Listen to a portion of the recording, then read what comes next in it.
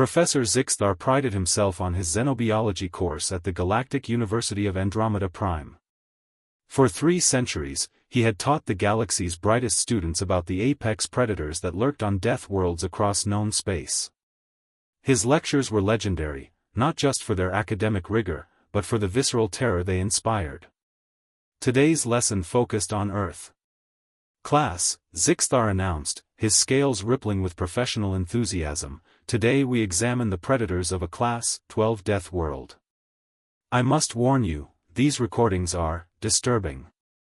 The amphitheater fell silent.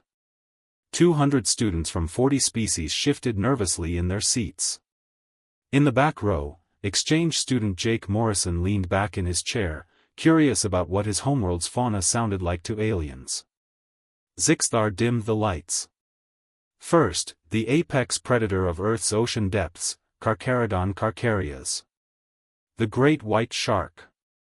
The speakers erupted with the sound of thrashing water and a deep, resonant thumping. 17 students fainted immediately. The Quillarians evacuated their bowels in terror, a natural defense mechanism. A Zenthari student's tentacles tied themselves into knots. Jake frowned. That was just underwater hydrophone recordings of a shark's heartbeat and swimming. He'd literally heard that in a documentary while eating pizza last week. Next, Zixthar continued, his voice grave, the pack hunter of Earth's northern territories. Canis lupus. The wolf. A howl echoed through the chamber. Half the class dove under their desks. 3 students activated personal shield generators. Someone triggered the emergency alarm before a TA shut it off. Jake bit his lip, trying not to laugh. That was just a wolf howl. His neighbor back in Colorado had a husky that sounded worse at 3 a.m. But Zixthar wasn't finished. And now, the most terrifying of all, the sound that has haunted my research for decades. The apex predator that sits atop Earth's food chain, the species so dangerous that it hunted megafauna to extinction. Homo sapiens. Jake sat up straighter. Oh, this should be good. The professor pressed play with a trembling claw. A baby's laughter filled the amphitheater. Then a child's giggle. Then adult human laughter, a full spectrum from chuckles to roaring guffaws. The class went absolutely berserk. Students screamed and fled for the exits. The Vraxian delegate vomited. 2 Tkari students phased into emergency stasis.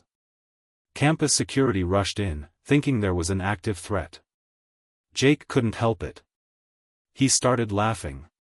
Really laughing, the kind of deep, genuine laughter that came from pure absurdity.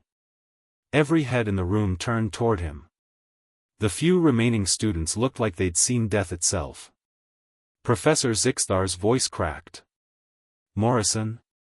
Why are you making that sound? I'm sorry, Professor, Jake gasped between laughs, but you played baby laughter as a predator sound. The silence was deafening. That is the predator sound. Zixthar protested. Our xenopsychology department analyzed it for 3 years. The rapid exhalation pattern, the baring of teeth, the complete lack of fear response, it's the sound Earth's apex predator makes when it encounters prey it finds amusing. When it's so confident in its superiority that the hunt becomes entertainment. Jake's laughter died in his throat as he processed this. You mean, you think we laugh at things we're about to hunt? Do you not? A Zenthari student whispered from under a desk. Our records show humans laughed before the Battle of Thermopylae.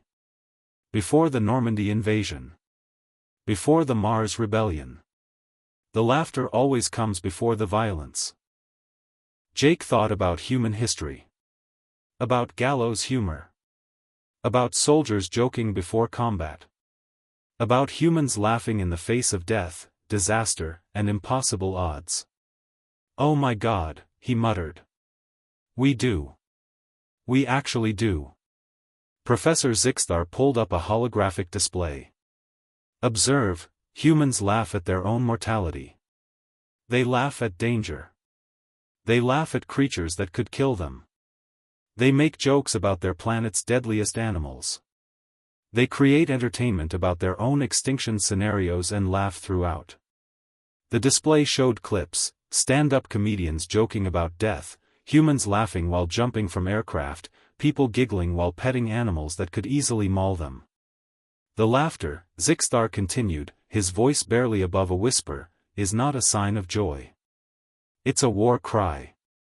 It's the sound Earth's apex predator makes when it has already decided it has won. Jake looked around at the terrified faces. At students who had studied warfare, survival, and predator behavior across hundreds of worlds. All of them afraid of a sound he'd been making since he was an infant. He cleared his throat. So, should I stop laughing in class?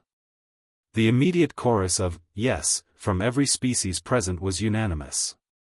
Jake nodded slowly, filing away this incredible revelation. When he called home that night, he told his mom about his day. They both laughed about it. Back in the dorms, his roommate, a Quilarian named Pex, heard that laughter through the walls and quietly began updating his will.